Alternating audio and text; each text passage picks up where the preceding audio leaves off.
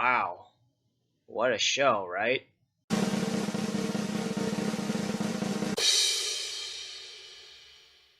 So, a few quick things before I delve into spoiler filled thoughts for the show, Loki Season 1, is that, and by the way, I'm really glad that this is getting a Season 2, is that a few things about, I want to talk about a few things regarding the future of my YouTube channel. So, just like with my Pixar video, which has almost 800 views now, so thank you so much for that. I am also making a ranking of all the DreamWorks animated movies. And originally, I was going to release that at the end of the month, but I actually just got hired for a full time job, which I'm really happy about because, I have a lot of bills to pay and I've actually been unemployed for quite a while now. So I'm employed again and I start next week. So I am very happy about that, but being employed full time means that I'll have a lot less time to do, edit. So the DreamWorks video will not come at the end of the month. Sorry about that to those of you who are looking forward to that. But I definitely will have this video up. Well, hopefully, I'll have this video up before the summer ends. That is a goal that I'll have. I'll edit every day that I'm not working and that also might mean that I might not be able to watch new upcoming movies or shows. So I might fall behind on watching new stuff, but this DreamWorks video is just something that I really want to make, just like my Pixar video. So that will be up hopefully before the end of the summer. Something else that I also want to do before the end of the month is the podcast. Originally, I said that the podcast would premiere in mid to late July. That is no longer happening. I did record. There's a couple of factors behind that. One is that a lot of my friends are just too busy to film new episodes, and I'll be very busy soon as well. I actually was able to film one episode talking about streaming and the theatrical same day release method that all these studios have been doing. So I did talk about that on a podcast with one of my good friends. And so that episode I will release sometime in early August. But that will probably be the only episode for season 3 of podcast racing, or just a podcast racing in general, that you might see for a while. So just letting you guys know, I do want to have the whole season 3 of podcast racing to be released before the year ends. That is another YouTube related goal that I have. And the third thing is that I haven't done a review of Black Widow because I haven't seen Black Widow yet. I'm gonna definitely see it. That I'm definitely gonna see before the month ends on a day that I'm not working. So a review of that will just like with the podcast, a review of Black Widow, spoiler filled by the way, will come out in early August. So basically, in early August, you're gonna see at least one episode of podcast racing. You're going to see a review of Black Widow, spoiler filled, and before the year ends, you're going to see my DreamWorks video. So be on the lookout for all that stuff. And yeah, so that's basically it so far on things. Oh, and before the year ends, podcast racing will have an additional home. I'm still trying to figure out where I'm gonna put it exactly. I've narrowed it down to three other homes: Spotify, Apple Podcasts, and Google Podcasts. So one of those three, podcast racing will be on one of those three before the year ends, and I will update you guys more on that later. So first, let me just share brief non-spoiler thoughts on Loki for those of you who have not seen Loki yet. I will be sharing my thoughts on them now. This is my favorite MCU show on Disney Plus. I really enjoy this show a lot. It feels just like WandaVision. It feels very different and a lot more risky and experimental. And I really like that. I really like just all the twists and turns that the story takes. I really like all the characters. Of course, Tom Hiddleston as Loki is great, and my favorite though was Mobius. Owen Wilson did such a great job. Slightly disappointing. I don't know. I could be not remembering, but I can't remember if he ever said "wow." Wow in wow in the show. So if he did, then I take it back. But I'm disappointed that, at least to my knowledge, he didn't say wow at all. But yeah, the show was really great. I really liked all the new characters except for one. I wasn't a big fan of Judge Renslayer. She was a bit boring, and a decision that she makes in the later episodes was a bit disappointing, and she could have gone a route that I felt would have been much more interesting. But I'll get into that, in the spoiler section of this video. And I really liked all the acting. The special effects were, I think, the best out of any of the any of the Marvel shows. Like with all these shows, I watched them either on my phone or my tablet. I didn't watch a single episode on my laptop or TV.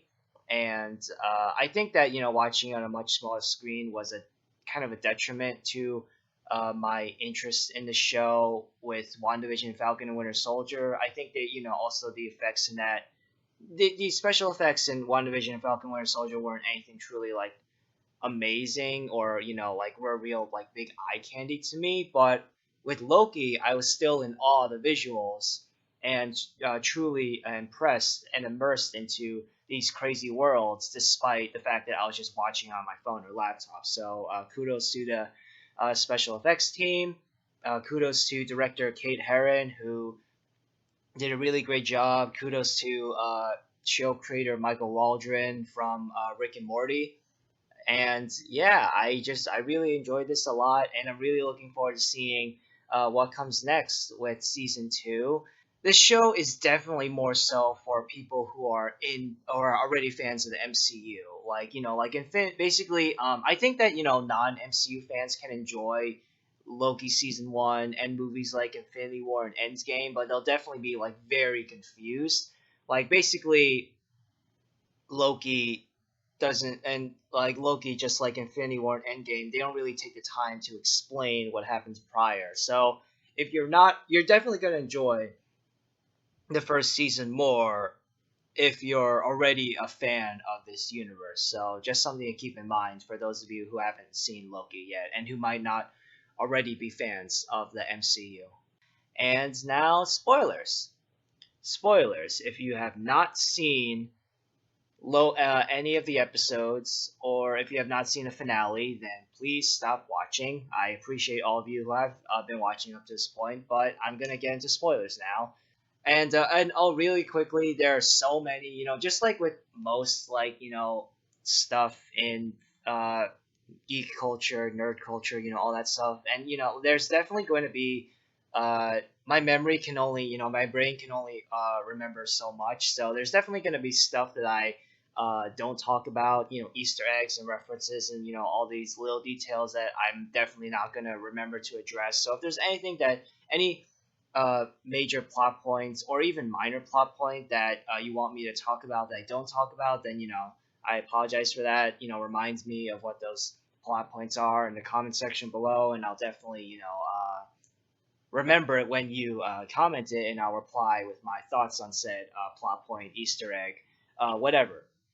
Oh, and another thing is that I'm not really a big comic book reader. I've never read a single comic book regarding Thor or Loki. So if there's something that I missed, and then sorry. But anyways, spoilers. So yeah, like I said before, this is my favorite Marvel show to date, and that's because it took just like WandaVision, it took a huge risk, and I think that it paid off even more so than WandaVision. I really like. I see people online complaining that the show wasn't really about Loki, and that if you like kind of take him out of the story, then it would still happen the same way, and and they felt like his sudden change from being, like evil masterminds to truly, to being a lot more noble, and being, truly, like, eventually being truly, like, selfless and no longer caring about his glorious purpose. I don't know. Yeah, I agree that the change did feel a bit abrupt. I think that, maybe him watching the, himself getting killed and his by Thanos and his mother dying, definitely, brought out something in him. But I do wish that we got one more scene of him, basically just basically just, just him, like, contemplating and realizing, just uh how much of it, basically, how cruel and idiotic he's basically been, up to his point, misguided, not idiotic, misguided he's been up to his point. I wish that the scene with him and Lady Sif came a lot earlier. I think that that scene was in episode 4. I wish that that scene was, maybe in episode 2 or something. Maybe he could betray Mobius, and then Mobius, is all fed up or something. Or maybe the placement of that scene would have, it wouldn't have been as impactful if it came in an early episode. But I don't know. For me, it would have made more sense for his character growth if that scene was earlier, but it also might have messed with the pacing and story structure. So I don't know. But basically, it felt, I was able to accept it.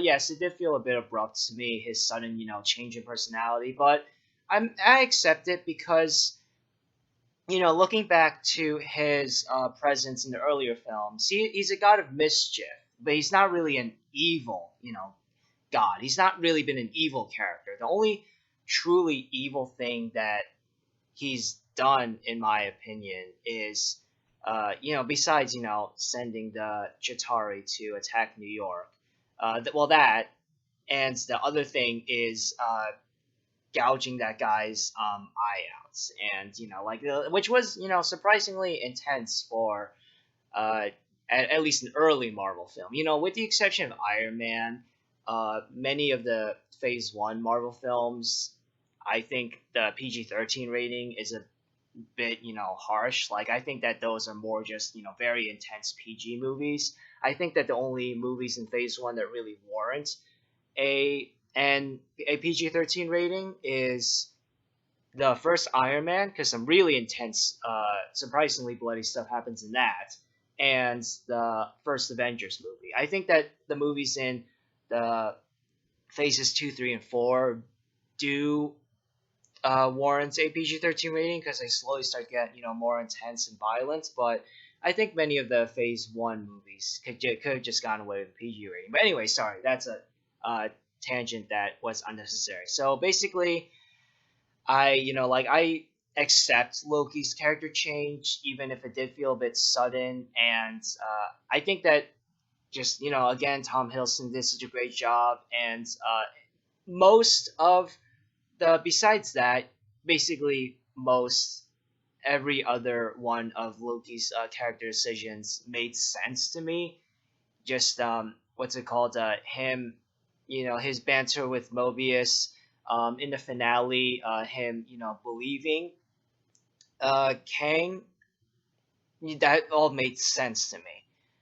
And and, like, his banter with Sylvie, and, him maybe getting a little bit too full of himself or ambitious, at times, was very in character to what we know of Loki from at least Phase One. And I really like that. I will confess, though, I did feel at times that Marvel forgot that this is 2012 Loki, and not Loki after Infinity War.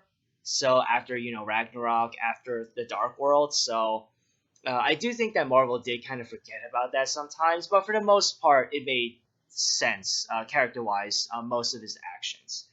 Uh, I really liked his banter with basically everyone. I found it hilarious that he fell in love with Sylvie, who's basically himself from another reality. I People said that they found the kiss really uncomfortable, but I don't know. I found it hilarious that they actually did. Loki and Sylvie kissed, and I found it frustrating, but still, believable that Sylvie is so basically jaded and hurt by her past that she just refuses to believe Kang, and she does actually kill him until it's too late. And I loved Kang, man. Jonathan Majors did such a phenomenal job. I thought that he absolutely killed it. Quite literally, in the context of the story. But yeah, he did such a great job. It makes me even more excited to see uh, how he'll play Kang in Ant-Man 3, because the Kang that we'll get in Ant-Man 3 is not going to be this. It's going to be a variant of Kang in from Loki. So basically, how Kang acted and all that stuff in Loki, it's basically going to be a different version of Kang in Ant-Man 3, but still the same actor, Jonathan Majors. So I'm excited, but I am also a little worried, because I'm a little worried that the version of Kang that we'll get in Ant-Man 3 will just be, big, bad, evil, bad guy. So I'm hoping that the version that we get of Kang in Ant-Man 3 will be more interesting, or at least more funny, and not just super serious big bad guy. I hope that the Kang that we get in Ant-Man 3 will be a lot like the Kang that we got in Loki, which was very funny and over the top, but not in an annoying or grating way for me. Yeah, and the Miss Minutes jump scare was it didn't really scare me, but when it happened, I was just like, oh.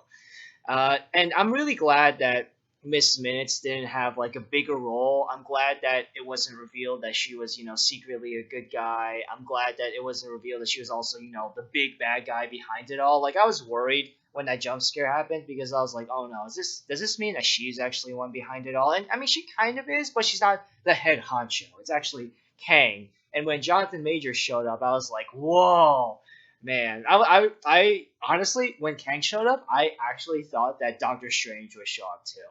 I know that Loki is going to season 1 is going to tie into Doctor Strange and the Multiverse of Madness.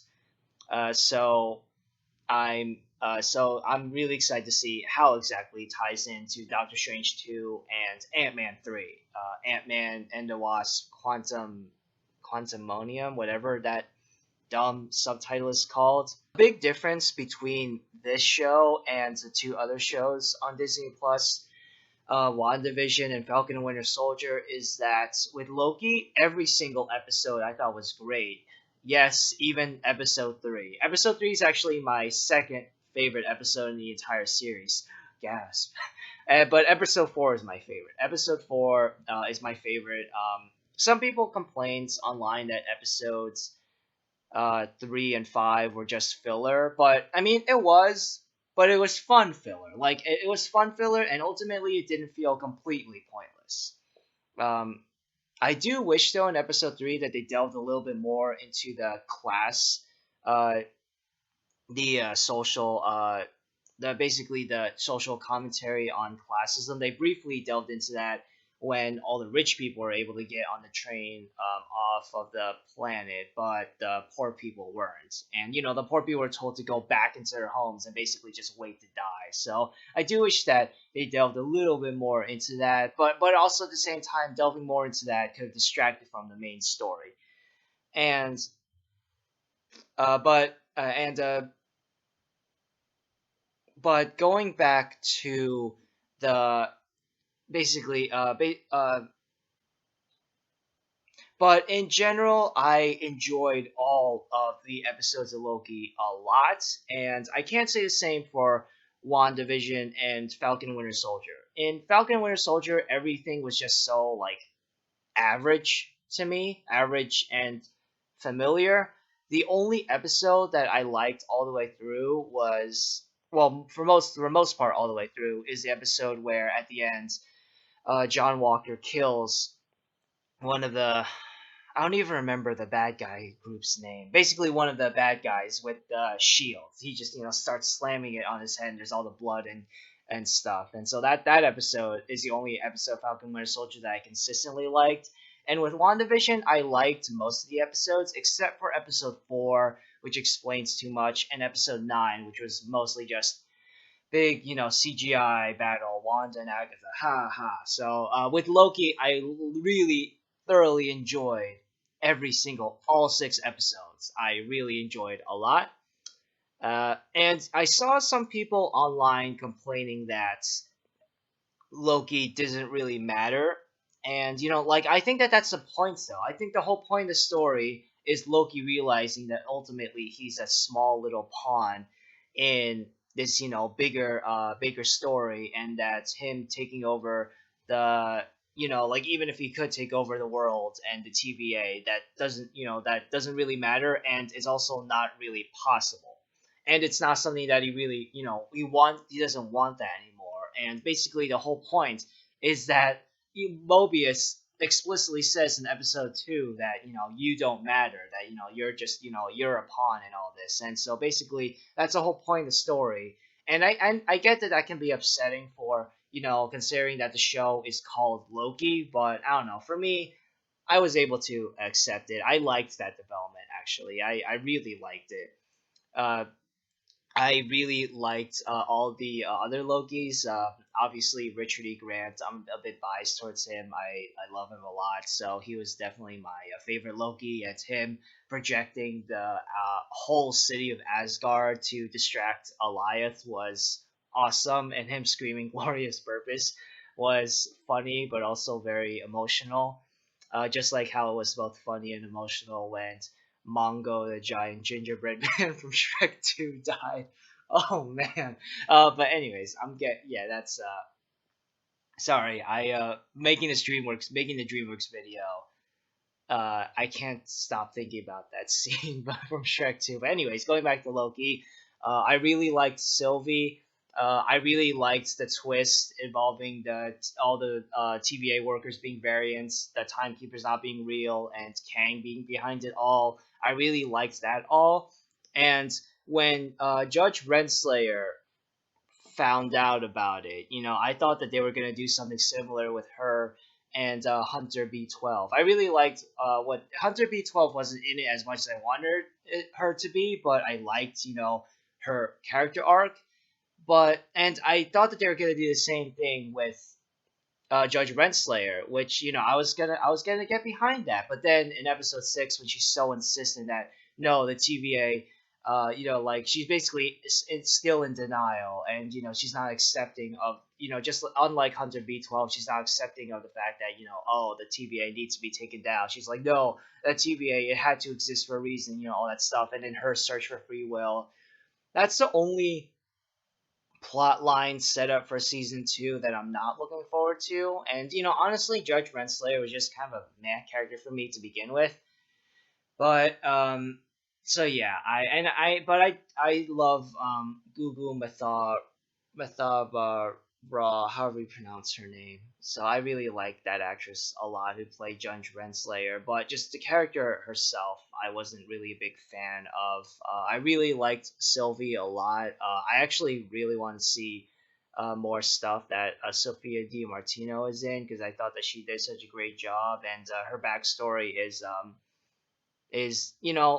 not a unique, but it was effective enough for the character and the story. I have no idea though why Eugene Cordero was listed in the main cast, considering how little he was in the show. I mean, he was funny in episodes 1 and 2, but he was only in episodes 1 and 2. So in episodes like 5 and 6, he's listed in the main like cast credits, and I'm like, why? Why is he listed in the main cast? Like, he wasn't even in the finale, and yeah, he's listed in the main like cast in the credits. So I don't know. That was a little weird to me. Uh, like I said before, I enjoyed all the episodes. There are certain elements though. Uh, this isn't a perfect show because there are certain elements that I couldn't get behind. Judge Renslayer's character, uh, episode 3, not delving enough into the world of this planet as much as I wanted them to. In episode 1, Loki suddenly getting nude was, that just felt very like fan servicey to me. Like, oh my gosh, look at how you girls, are so attracted to Loki. Well, here's naked Loki. So yeah, that was just a bit odd to me. Going back to episode three, I really liked the moment where Loki basically reveals him and Sylvie's position by him, singing drunk in Asgardian. That felt very in character to me, and it did reveal, themselves to the basically the workers on the train, the bad guys, I guess. But it was just very in character uh, of Loki to me. Episode 4 was my favorite, but I was so mad when Mobius got pruned because I love Owen Wilson so much, and Mobius is my favorite character in the show. So when he was pruned, I was like, no, the show sucks now. And but when that mid-credit scene when Loki is he is pruned but then still alive and surrounded by the other Lokis. I was excited because of the concept of seeing other Lokis, but I was even more excited because I realized that this means that Mobius is still alive. So yeah, and all the Lokis betraying each other was absolutely hilarious. Again, Richard E. Grant, glorious purpose, amazing. Jonathan Majors as Kang, amazing. Just overall, the show is amazing, and with the exception of the Renslayer plot line of her finding what exactly free will means, everything else, the statue of Kang, the multiverse war, basically everything else that they set up for season two is really exciting to me, and this actually makes sense. It actually makes sense for Loki to get a do a span for several seasons, and uh, not. And I really like that. Basically, Marvel is with introducing multiverse. They're basically saying like, oh, we can literally do anything now, and I like that. I hope that though that they keep. Uh, I hope that they don't do what Mandalorian did and have too many references or tie-ins to previous events or what goes on in the main timeline. I hope that like Loki for the most. And Loki did set up what would happen in the main timeline for the MCU in general, just like WandaVision and Falcon Winter Soldier did. But I hope that Loki just continues to kind of just do its own thing, like it kind of did for the first season. There were definitely tie-ins for sure, mainly in the final episode, but for the most part, it mainly stuck to doing its own thing and telling the story of how Loki realized that he's just he's ultimately insignificant and has his major personality change.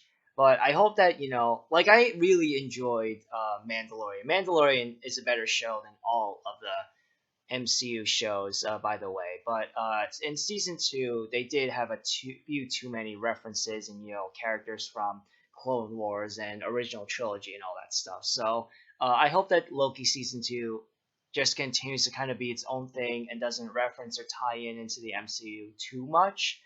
But I am still really excited to see season two, and I loved season one overall. It's definitely my favorite show that Marvel has done on Disney Plus. Uh, Definitely better than WandaVision, way better than Falcon Winter Soldier. And yeah, I really loved it a lot, and I'm gonna give it a 9 out of 10.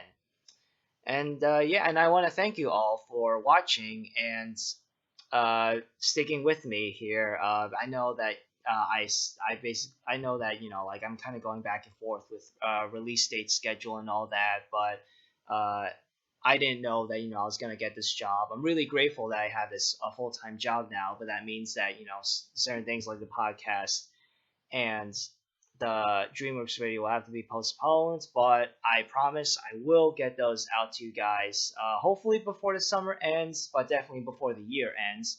And yeah, I want to thank you all so much for watching, and see you guys next time. Bye.